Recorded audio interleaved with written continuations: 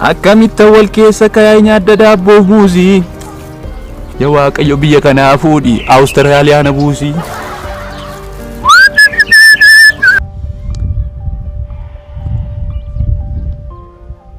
Akkam jirtu kabajamtootaaf jaallattoota keenya kun qophii jaallatamaa keessan torbanitti yeroo 8 jedha torbanitti yoo danda'ame yeroo tokko isiniif dhiyaatudha.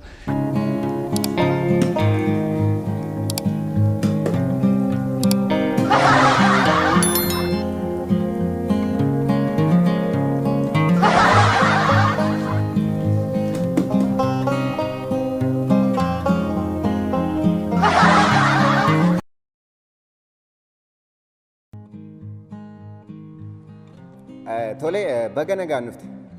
Yaama. Mee maaliif dhufte? Sirbuudha kamaan. Sirbu. Maal harka jettee sun? Kana hoo? Yaa. Kana tiinini kuni sibaagoodha.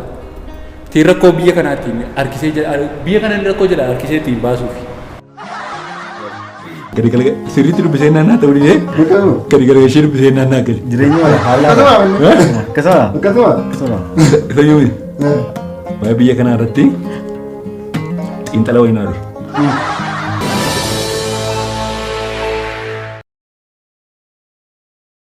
Oduu hangafootaatiin eegala. Akkuma odeessa keenya guyyaa kaleessaatiin isin biraan keenyee turre dargaggeessichi waggaa 23 kun bakka duraan jiraatu magaalaa Buraayuu irraa gara magaalaa Finfinnee Jamootti imaluudhaan jireenya isaa achitti itti fufee achitti lubbuusaa darbe. Odeeffannoo qabatamaan taatee guyyaa dheengaddaa galgala